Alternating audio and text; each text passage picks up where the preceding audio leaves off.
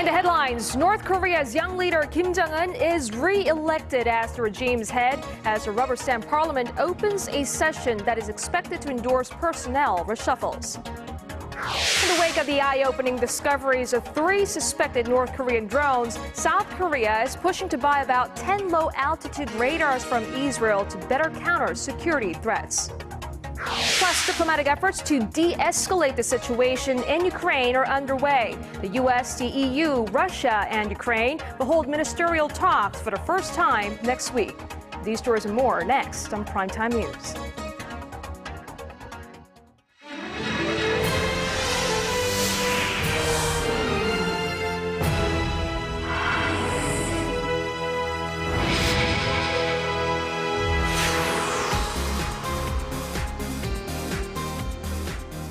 Good evening to our viewers in Korea, and hello to those of you who are watching from around the world. It's Wednesday, April 9th here in Seoul. I am Duty Hye. And I'm Sean Lim. Thank you so much for joining us. We begin this evening in North Korea, where on this Wednesday, the regime's lawmakers showed up for the first day of its first parliamentary session under Kim Jong-un. As the convention is largely expected to serve as a chance to name new commission members, all eyes are on the event as the world could get a glimpse of the isolated state's policies and power structure.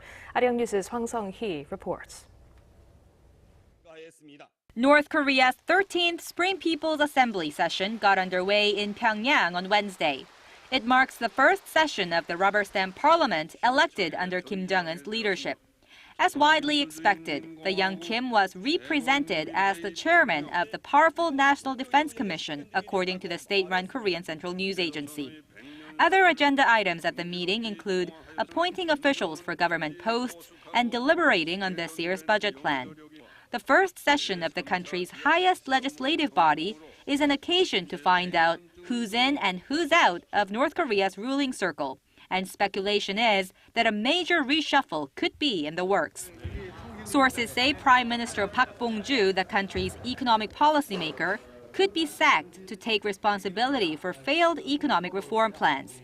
86-year-old figurehead President Kim Jong-un may step down after 15 years in office. Possible successors to the positions include Kim Jong-un, top policymaker in charge of inter-Korean matters, and Vice Premier Kang Seok-ju. The meeting comes as North Korea has been raising tensions on the Korean peninsula with a series of missile launches, artillery shellings, and threats to conduct another nuclear test. All eyes are on what kind of a message the regime will send to South Korea and the United States. Hwang Sung-hee, Arirang News. The speculation is high that South Korea, the U.S., and Japan may be ready to be a bit more flexible in their dealings with the North. Our Chae Yu-sun has more on the latest out of the three-way talks on North Korea's nuclear program. South Korea, the U.S., and Japan are considering scaling back the preconditions they want met before resuming talks with North Korea over its nuclear program. Following a meeting of the 3 countries' nuclear negotiators this week, a South Korean official told reporters in Washington that they're looking at a variety of ways to resume talks with Pyongyang. The official said the 3 parties are looking at the conditions with a little more flexibility in mind, and that the ways in which North Korea shows sincerity about giving up its nuclear weapons program could be up for discussion. The 3 nations, together with China and Russia, have been trying to denuclearize the North under the 6-party framework for more than a decade. But the 6-party talks have been suspended since late 2008 because of repeated provocations by Pyongyang. In return for U.S. food aid 2 years ago, North Korea agreed to suspend its missile and nuclear testing, place a moratorium on its uranium enrichment, and allow international inspectors into its nuclear facilities. Washington and its 2 main Asian allies have been demanding Pyongyang take additional actions outside of the Food for Denuclearization framework before returning to negotiations. The official, however, said there's a need for further review and discussions with China, another key 6-party member. He then said what's most important is stopping the enhancement of North Korea's nuclear and missile capabilities and for the North to leave room for negotiations without carrying out further provocations. Experts in Seoul, however, caution that it's too soon to jump to any conclusions about a change in South Korea's position. Instead, they say this could merely be another message urging Pyongyang to act sincerely and return to the negotiating table. Choi Yu-sun, Arirang News.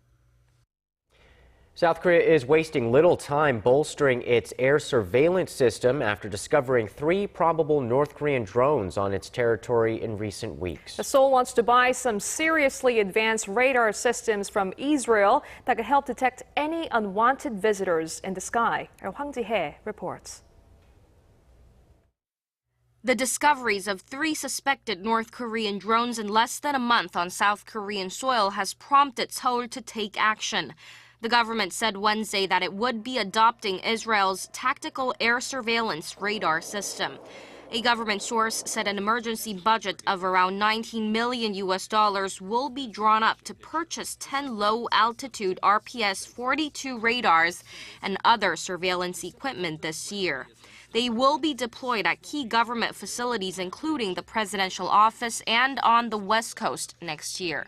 South Korea's current radars are not capable of detecting the North's small-sized drones, but the newly adopted Israeli system is. It can detect all types of aerial objects as small as half a meter in size within a 30-kilometer radius and has an altitude range of 10 kilometers. The South Korea military has been under fire for allowing the unmanned aerial vehicles to infiltrate its airspace, which represents a national security threat. In another effort to boost the nation's military readiness, Korea has asked the U.S. Defense Security Cooperation Agency to purchase more than 100 advanced missiles. The agency said Tuesday that it had notified Congress of a possible sale of missiles, equipment, and parts to Seoul. South Korea plans to buy 76 Sidewinder Block 2 missiles and 32 captive air training missiles at a cost of nearly $100 million to help counter threats from North Korea. Hwang Ji-hye, Arirang News.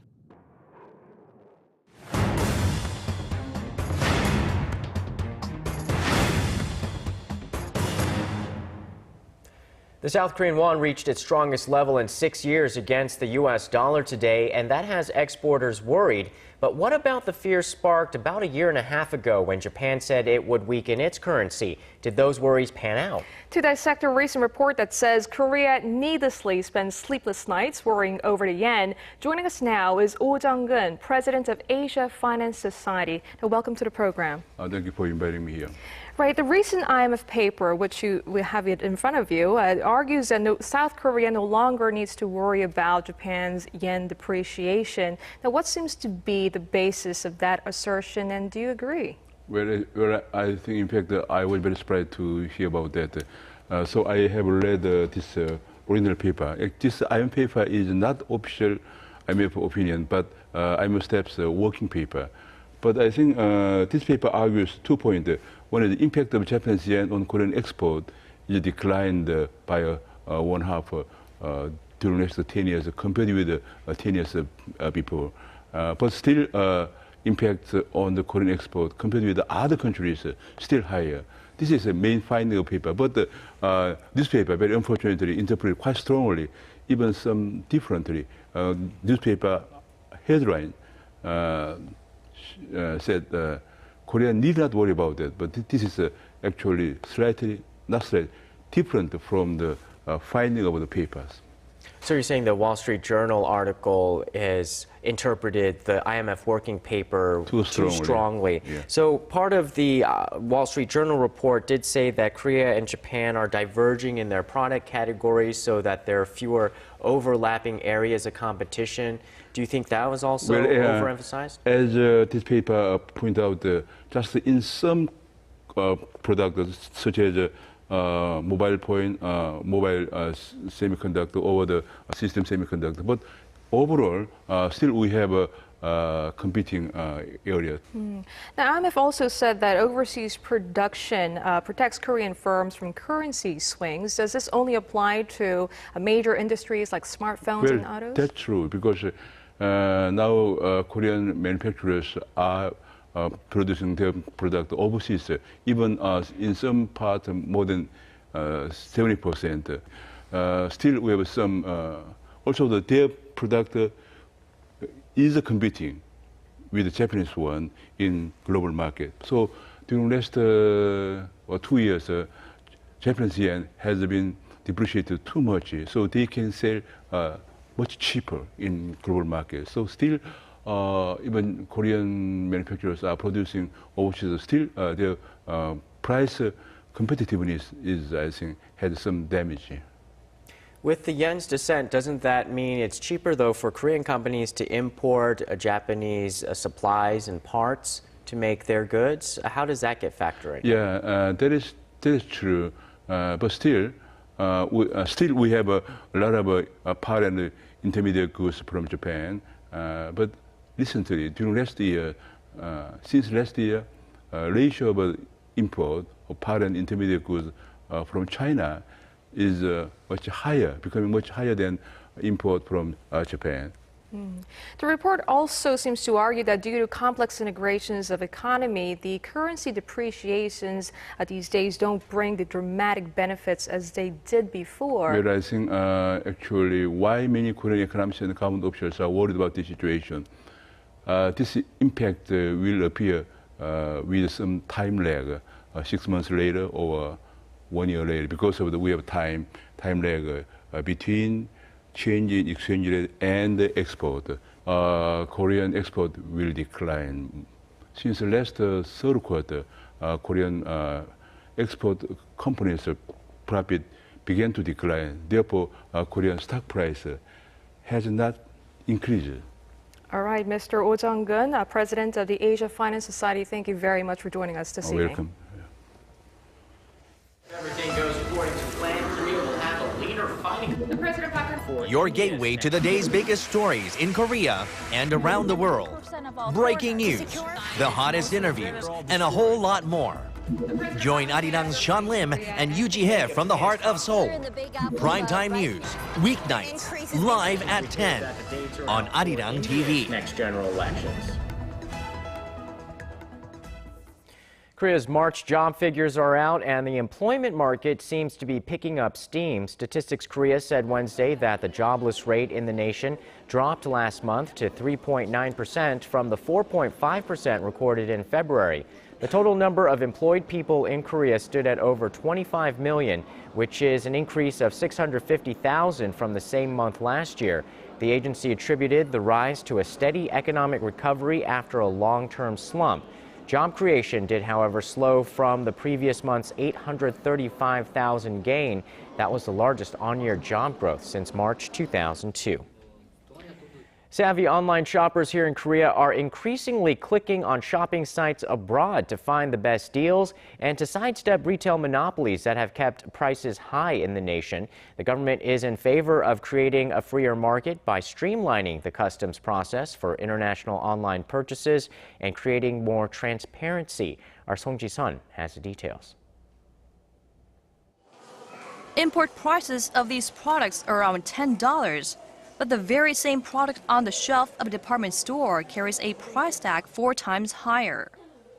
That's the case with many imported products, after distribution margins and marketing prices are taken into account. To provide consumers with sufficient information and to stabilize prices, the government has added the import prices of 10 industrial products, like wine, strollers, and lipstick, to its publicly available list. The import price list previously included 60 food products. The Customs Office said the cheaper the import price of an item, the more expensive its retail price became, as a monopoly among domestic distributors meant no price competitiveness. This gap between the import and retail prices has led more and more Korean consumers to directly purchase products from overseas over the years, mostly online. Direct overseas shopping tripled from 2010 to $1 billion last year. The beefed-up import price list is only one change the government is making to support consumers. At an economic ministerial meeting on Wednesday, Finance Minister Hyun Oh-seok announced that the customs clearance process would be sped up to allow consumers to claim their purchased items more quickly. They will also be able to return their products purchased overseas with less fuss and get tax refunds more easily thanks to simplified procedures. The government will also encourage free market competition among importers by facilitating parallel imports, all part of its goal to lower the retail prices of imported consumer goods by up to 20% over the next 3 years. 송지선, Arirang News. Now, Microsoft Korea says it will extend a line of credit to state and public institutions so they can upgrade their computer system to the latest version of Windows. This after the US-based software giant pulled the plug on free support and updates for Windows XP. The move comes as some of Korea's public organizations, which have a track record of being hacked, continue to use the 13-year-old operating system due to their limited budgets. The grace period will allow the institutions to upgrade their OS now and pay for it next year. Meanwhile, the government says it's closely monitoring the situation and will offer free software vaccines to keep XP users secure. And since its creation back in 1989, the World Wide Web has changed the way we interact, the way we work, and the way we live. The future of the web is being discussed by some of the greatest minds in the field in Seoul this week at an international conference. Our Kim Jong-un was there. The 23rd Annual International World Wide Web Conference 2014 opened in Seoul on Wednesday. The conference provides the world with a forum to discuss the development of the web, the standardization of its associated technologies, and its impact on society and culture. At this year's conference, co-hosted by KAIST and the Korean Agency for Technology and Standards, experts from a variety of web-related fields address what roles the web plays and what opportunities and challenges lie ahead. Tim Berners-Lee, who first conceived of the World Wide Web in 1989, was among one of the forum panelists that discussed what to expect over the next 25 years. Berners-Lee is part of a movement called the Web We Want that argues for law and order, or a Bill of Rights of sorts for online freedom and impartiality. He said the openness of the web is currently under threat by big governments and conglomerates worldwide. And we'll start taking the web more for granted. Then there will be other things that maybe that we get access to. So there will be questions like, will the incredible open software which allows you to get open courseware. Berners-Lee goes as far as to say that the web as we know it today could suddenly disappear in the future, where larger entities would put more clamps on the freedoms we currently enjoy. He said the public needed to be more aware of the possibility. On Thursday, the forum will focus more on how to tame the web and its many dangers, such as privacy and security breaches. The forum held in Seoul runs until Friday. Kim Jong-un, Arirang News.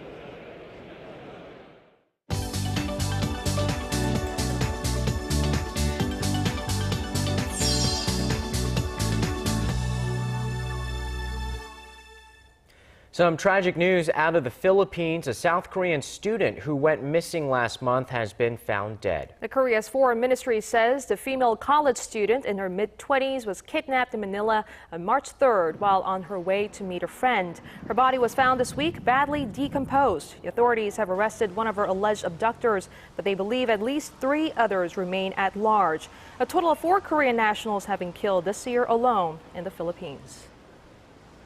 And for more stories making headlines on the global front, we go live to our Paul Lee at the News Center. Paul, let's start with the worsening crisis in Ukraine. We hear the United States has accused Russia of orchestrating another Crimea-style intervention in eastern Ukraine.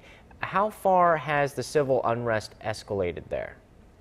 The stark warning issued on Tuesday came after pro-Russian forces seized control of government buildings in the city of Donetsk. Protesters also took over a security office in Luhansk, holding 56 people hostage until they were released through tense negotiations. Against this backdrop, U.S. Secretary of State John Kerry has suggested holding 4-way talks with the EU, Russia, and Ukraine. Our Kwon So-ah has the latest.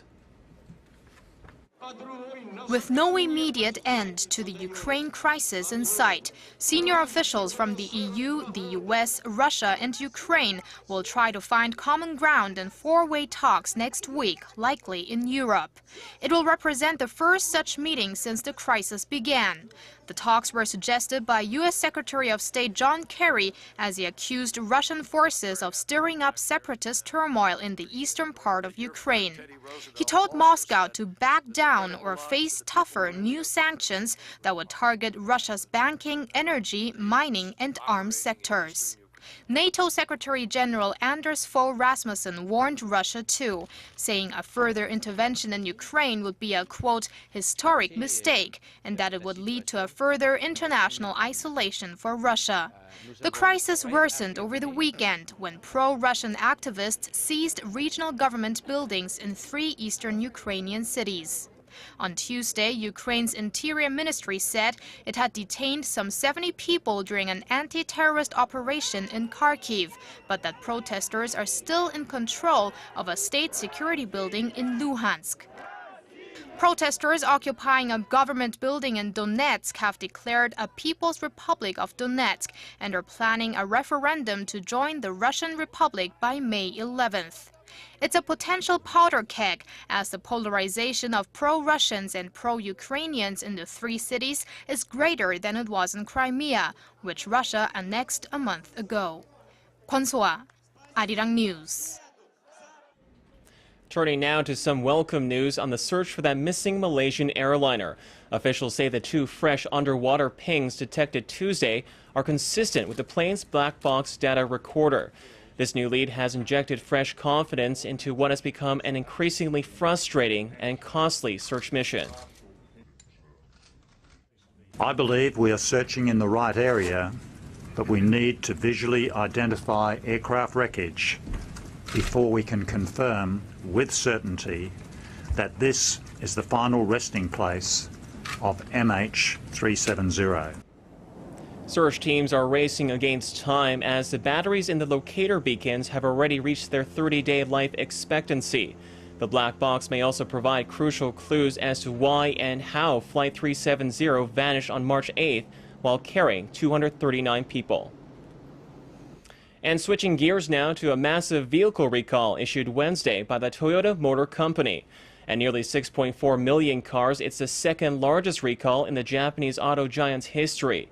Toyota cited various defects in 27 models, including the RAV4 SUV and Yaris subcompact. Half of those vehicles produced between April 2007 and December 2010 were found to have faulty steering wheels that could cause the airbag to fail in the event of a crash. The other half, which mainly affected 3-door models produced between 2005 and 2010, are being recalled for defective seats that could slide forward in a collision. The world's biggest automaker said it was not aware of any crashes or injuries caused by the glitches. That wraps up our look at international stories making headlines around the world. I'll see you back here tomorrow night.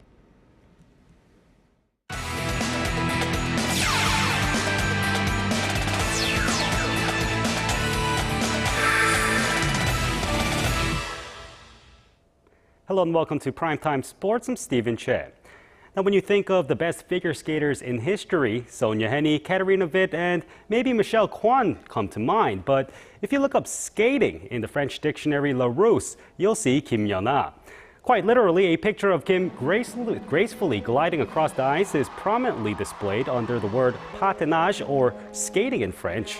The now retired champion figure skater is now already considered a legend by many and apparently epitomizes figure skating, according to the editors of the top-selling dictionary.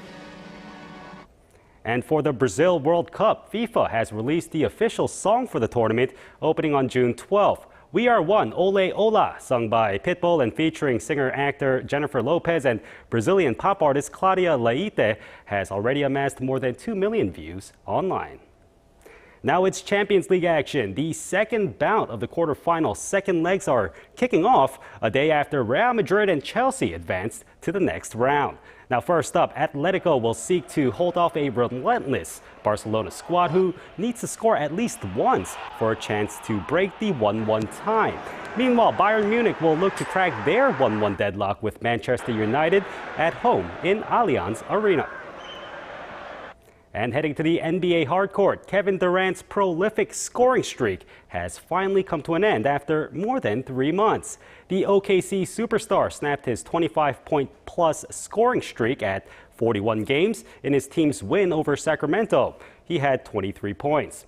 Meanwhile, Dirk Nowitzki, who scored 21 against Utah, he took over the number 10 spot on the all-time scoring list, and Lakers guard Steve Nash passed Mark Jackson for third in all-time assists. Now let's end with Wednesday's top KBO matchup. The Nexen Heroes hosted the Kia Tigers in Mokdong.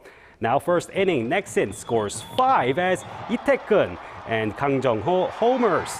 Now Kia, they get a couple runs to come a little close, but Nexen's E hits another shot in the 6th to pull away. It's 8-4 Nexen. Kia adds 3 in the 7th to make it interesting, and it's 8-7 Nexen at the bottom of the 8th. And looking at the other games, we have NC defeating Hanwha 6-2, LG over Lotte 74, and SK edges out Tusan 5-4. And that's all I have for now. This has been Stephen Che. I'll see you back here later for more from the world of sports.